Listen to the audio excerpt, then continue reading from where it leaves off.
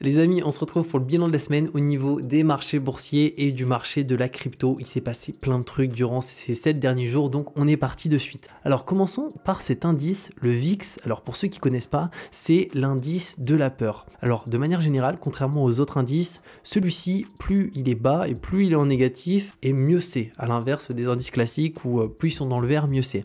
Et je voulais le mettre ici pour pouvoir comparer actuellement il est à quel niveau par rapport à mars 2020 lorsqu'on avait eu le début de la pandémie avec un crash des indices et aussi 2008 où il y a eu un gros crash des indices. Pour ça on va se mettre sur le max juste ici et on peut voir qu'en 2008, alors du coup au moment de la crise au plus haut il était à 79 points donc là c'était énorme. Ensuite ici en mars 2020 on était à 65 points. Et actuellement, c'est vrai qu'il y a beaucoup de gens qui paniquent, mais en soi, même s'il y a les annonces de la Fed et pas mal de choses qui se passent en ce moment, l'indice de la peur est pas non plus hyper élevé. Il me semble qu'on était à 33 il y a quelques jours, on est un peu redescendu, alors on était à 30, ouais je crois que c'était, ouais on était à 30 du coup, 30, et c'est quand même 2 fois moins élevé que durant mars 2020, le 20 mars, on était à 66. Donc ça, c'est un indice qu'on peut prendre en considération parce que souvent, lorsqu'il est vraiment très très élevé, enfin lorsqu'il dépasse 50, souvent c'est pas très très bon. Même là, il était quand même plutôt haut en 2011, 42. Là, ça commence à être un peu chaud et on peut le suivre, hein, c'est vraiment en lien souvent avec les crashs qu'on va avoir sur les indices. Plus il est haut et plus il y a de chances qu'il y ait un crash au final. Ensuite, autre nouvelle, Elon Musk qui décide de ne pas acheter Twitter pour le moment, donc il annonce la suspension du rachat de Twitter, on sait pour le moment qui s'il va acheter Twitter, dans l'attente de détails sur la proportion de faux comptes, le réseau social et le milliardaire avaient trouvé un accord le 25 avril, donc il y a à peu près 20 jours, parce que je tourne cette vidéo ce dimanche 15 avril, et l'annonce d'Elon Musk a fait chuter l'action du groupe Wall Street. Malheureusement, il y a pas mal de personnes du coup qui ont entendu parler que Elon Musk allait racheter Twitter, même si le rachat n'avait pas eu lieu, et malheureusement, Twitter s'est fait un petit peu éclater, comme on va le voir juste ici. Alors sur un jour on est à moins 10% et si on se met sur les 5 jours là, moins 17 depuis l'annonce finalement d'Elon Musk de non-rachat pour le moment, alors qui sait ça va être racheté, hein, mais moins 17, donc ouais ça pique par rapport à ça. Si on se met sur un mois ici, moins 15, et ce qu'il faut prendre en considération aussi c'est qu'il y a Tesla qui est pas forcément en très très bonne forme au niveau de l'action Tesla, c'est en train de bien chuter, donc potentiellement il pourrait se dire ok en fait non, faut que je me focus sur Tesla parce que là l'entreprise en termes d'action et à plein de niveaux ça va pas trop, parce qu'on peut aller regarder action, alors je vais marquer Tesla ici. Alors sur un jour, 5%, 6% quasiment, donc génial. Par contre, si on se met sur 6 mois, moins 24. Donc Tesla, là, elle prend même plus cher en termes de baisse que Twitter sur le long terme. Et sur un an, Tesla est à 33%, parce qu'il y a une énorme évolution, mais là, ça commence à corriger petit à petit. Donc à voir ce que ça donne, hein. Qui sait, ça va bien repartir, mais qui sait, ça va pas très bien repartir. Si je mets sur 6 mois, moins 24, sur un mois, moins 24 aussi, sur 5 jours, moins 7,91. Donc Tesla, c'est à surveiller parce que si vraiment ça chute, peut-être qu'il va se résigner à dire je vais pas acheter Twitter. Mais bon, après il a plus de 200 milliards, hein, donc les 40 milliards, en plus il y a un emprunt et tout, c'est pas non plus, je pense, la catastrophe pour lui. Mais ça la fout mal quand même, quoi, pour les actionnaires de Tesla, de se dire que il part finalement acheter un nouveau réseau où il va vraiment s'occuper, alors que Tesla, pour l'instant, ça pue. Donc à voir. Ensuite, on passe maintenant un petit peu à la crypto avec cette affaire d'UST, avec la blockchain Terra qui est partie complètement en vrille et qui a fait chuter le marché de la crypto. Alors j'en ai parlé il y a 3 jours dans la vidéo précédente où on parlait du Luna, de l'UST. J'ai notamment perdu pas mal d'argent, j'ai perdu 1200 € sur l'UST juste ici. Alors l'UST c'est quoi? Donc c'est un stablecoin, donc le Terra USD, ils appellent ça, bon c'est de l'UST. Et actuellement ça vaut 17 centimes, donc ça doit valoir 0,21 $ quoi. Et c'est censé valoir toujours 1 $. Et ça, pourquoi c'est problématique? Parce que c'est un stablecoin, c'est pas censé bouger. Donc là, pour l'instant, on le voit pas forcément. Alors déjà, il y a des variations énormes, mais là, on est sur un jour. Mais si on se met sur 3 mois, on va vite comprendre. Voilà, c'est stable, c'est stable, c'est stable. Et là, Et là, voilà, là, on est parti droit dans le mur. Et actuellement, bah, ça vaut plus rien l'UST, ça vaut 17 centimes. Donc globalement, les personnes qui n'avaient pas encore revendu leurs UST, bah, s'ils avaient 100 $ d'UST ou 100 € hein, d'UST, ils ont 17 €. Donc c'est un crash énorme. Bien entendu, ça a entraîné le crash du token Luna. Et là, clairement, c'est 100 fois pire. Hein, parce que là, disons que si ça vaut actuellement les 17 centimes, il y a eu une baisse de 83%.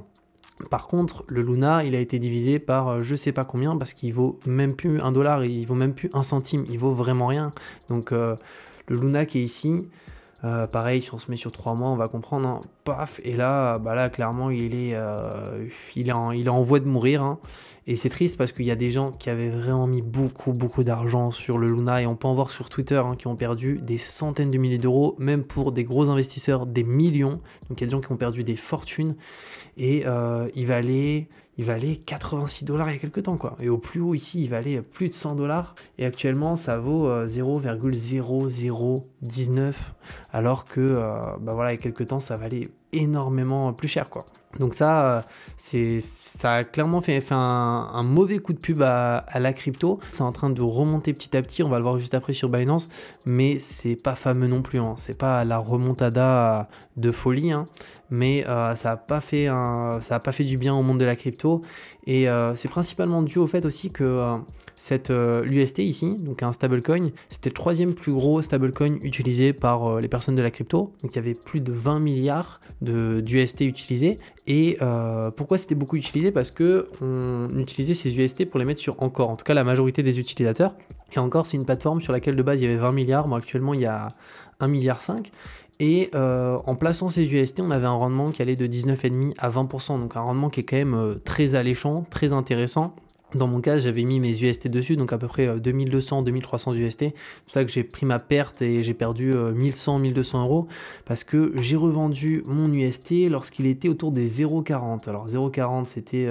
Non, je l'ai vendu au 0,48 ou 0,50, donc je devais être vers là. Et même si j'avais espoir que ça remonte, par sécurité, j'ai préféré revendre. Et au final, je me dis que j'ai bien fait de revendre là parce que là, après, sinon, on est descendu vraiment en enfer. Donc, heureusement que j'ai revendu parce que là, les gens qui ont de l'UST, et je pense qu'il y en a, ça vaut vraiment plus rien, quoi. Donc oui, ça a l'air de remonter comme ça. Mais là, franchement, ça donne pas envie, quoi. Du coup, voilà, par rapport à ce protocole, il y avait 20 milliards, il n'y a plus que 1,5 milliard dessus. Donc, la majorité des personnes ont retiré leurs fonds. Mais ce qui est assez dingue quand même, c'est que du coup, c'est beaucoup d'argent de perdu parce que 0,17, s'il y avait 20 milliards, c'est-à-dire que réellement, qui reste en UST avec une valeur normale, on va dire, il reste 4 milliards. 4 milliards à peu près de dollars. Et il y a 16 milliards qui sont partis en fumée comme ça. Donc il y a des pertes énormes et malheureusement c'est triste par rapport à ça. Mais du coup je pense que pour beaucoup on fera plus trop confiance aux stablecoins algorithmiques. Et en tout cas on fera peut-être même un peu moins confiance aussi à de nouveaux stablecoins algorithmiques parce que bien entendu c'est assez nouveau. Mais je pense que même les nouveaux, tout le monde ne va pas se rouiller dessus. Ensuite, on a le S&P 500. Alors, qu'est-ce que ça donne? Son dernier jour, là, vendredi, il a fait une bonne fermeture. Hein. Il a fermé au plus haut quasiment. Si je me mets sur 5 jours, moins 41. Sur un mois, moins 8,37. D'ailleurs, un point qui est important par rapport à ça, c'est qu'il y a beaucoup de personnes en ce moment qui se disent depuis le début de l'année, le S&P, ça fait que baisser. Même sur un an, il est en négatif, moins 3,35. Et du coup, ils font pas de DCA. Ils se disent, moi, j'achète uniquement du S&P lorsqu'il est élevé. Et la réalité, c'est que si on fait du DCA, il faut que ça soit tout le temps, parce que sinon, ça n'a plus aucun sens. On va avoir uniquement des points hauts.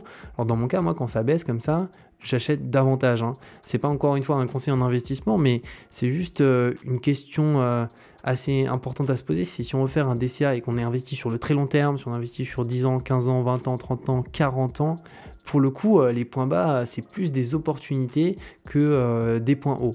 Après, si on regarde sur 5 ans, sur 5 ans, il ne faut pas trop s'inquiéter. On est quand même loin du plus bas de 2020. Hein. C'est qu'en 2020, 2300, là, on est 4000. Donc, on est encore très élevé. Donc, ça peut encore, bien entendu, baisser ou remonter parce qu'on est encore très loin de mars 2020. Donc, ça, à suivre, on verra ce que ça donne. Le CAC 40, juste ici, pareil, il a fait une bonne fermeture vendredi.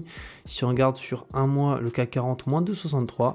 Donc on peut voir qu'il corrige et il baisse moins que le S&P, hein, parce que sur un mois, le S&P, on est à moins 9 quasiment.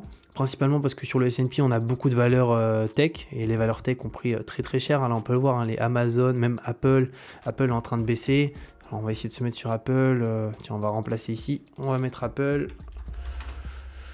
Alors, est-ce que Apple avait fait une bonne fermeture? Apple, action, bourse, juste ici. Alors, Apple a fait aussi une bonne fermeture vendredi, mais si on regarde sur un mois, Apple moins 11. Donc, il y a vraiment toutes les valeurs technologiques du S&P qui sont en train de baisser. Après, certaines plus que d'autres. Apple, c'est en 6 mois, je crois que c'est toujours dans le vert, non? Ah non, même c'est pas dans le vert en 6 mois. Et sur un an, là, ouais, c'est dans le vert. Et si on se met sur ensuite des valeurs comme Zoom, alors est-ce que Zoom a commencé à remonter un petit peu? Ouais, Zoom a bien remonté au sein d'une journée, mais par contre, il faut voir la baisse que Zoom s'est pris aussi sur un an, moins 70%. Donc au final, on peut voir que là, du plus 11, ça reste quand même rien par rapport à ce que s'est pris Zoom. Très très grosse valeur Covid, et là qui est parti aussi droit dans le mur. Donc d'où l'importance de bien diversifier si on fait du stock picking avec des actions, ou si on utilise des ETF, bah là au moins on est déjà beaucoup plus diversifié. C'est pour ça que moi les amis, je vous dis à chaque fois, je suis que sur des ETF, parce que ça c'est pour moi hyper risqué. Quelqu'un qui a mis son argent là, il a acheté à 492, ça vaut 94, son capital a été divisé par 5, personne n'a mis 100 euros, elle a 20 euros actuellement. Alors, on va se dire, ouais, peut-être que ça va remonter, mais en soi, on n'en sait rien. Peut-être, peut-être pas. Donc, ouais, c'est quand même assez catastrophique par rapport à Zoom. Et il y a aussi d'autres valeurs, hein, comme Zoom. Je crois que, pardon pour le téléphone, mais il me semble qu'il y a la valeur Netflix qui aussi... Actuellement, c'est assez compliqué pour Netflix. Alors là, 7,65 en une journée, c'est génial. Mais sur un an, Netflix, moins 60. Donc là, c'est à peu près pareil. C'est pour ça que c'est intéressant de regarder la tendance. Et on peut voir que là, sur ces actions-là, la tendance est vraiment pas bonne. Et surtout que Netflix annonce encore visiblement des potentiels mauvais chiffres par rapport au nombre d'utilisateurs.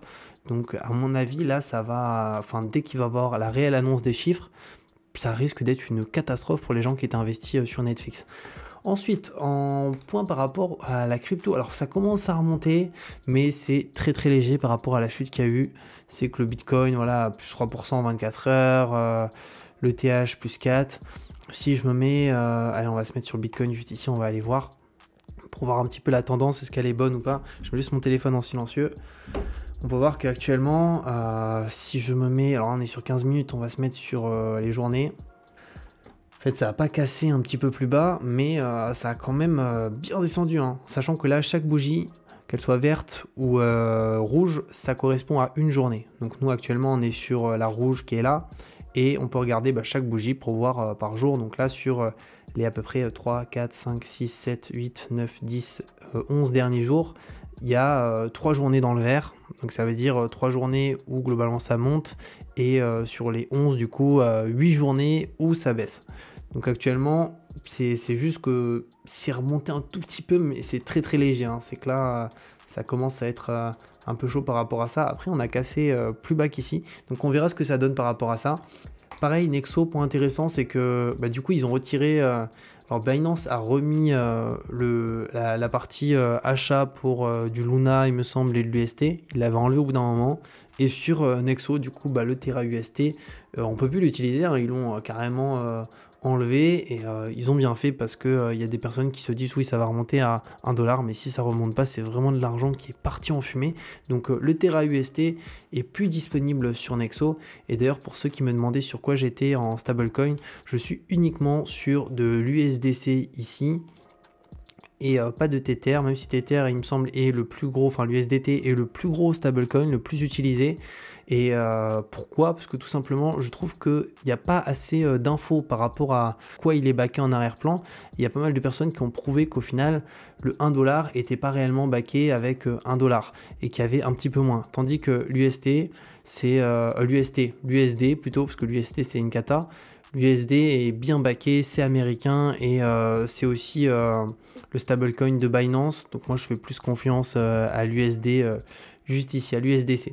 Donc voilà par rapport à ça. D'ailleurs, pour ceux que ça intéresse, Nexo, j'ai mis mon lien à chaque fois en description pour que vous puissiez recevoir, je me semble que c'est 25 $ de Bitcoin à l'ouverture de son compte. Et pareil aussi pour investir en bourse à travers les ETF. Bon, moi je m'en sers pour les ETF, on peut le faire aussi pour acheter des actions. Mais bon, moi quand je vois ça, les actions ça me donne pas envie. J'utilise Trade Republic et en description aussi je mets mon lien pour avoir une action offerte jusqu'à 200 € à l'ouverture de son compte. Et on peut faire des plans d'investissement programmés et acheter ne serait-ce que 10 € d'ETF par mois, le choix de l'ETF qu'on souhaite, du S&P, du CAC 40, sans frais. Donc ça c'est quand même le très gros avantage. Donc voilà les amis par rapport à ce bilan. Donc comme on peut le voir, ça a été une semaine un peu agitée au niveau de ce qui s'est passé avec l'USD, alors surtout en crypto. En bourse, ça a été un peu moins agité, même s'il y a eu quand même Apple qui a bien descendu. On va voir ce que ça va donner dans les prochaines semaines. De toute manière, on se retrouve mercredi pour une nouvelle vidéo qui ne sera pas sur de l'actualité. Et dimanche, on se retrouve pour une vidéo sur l'actualité. Donc prenez soin de vous, passez une bonne semaine. Ciao!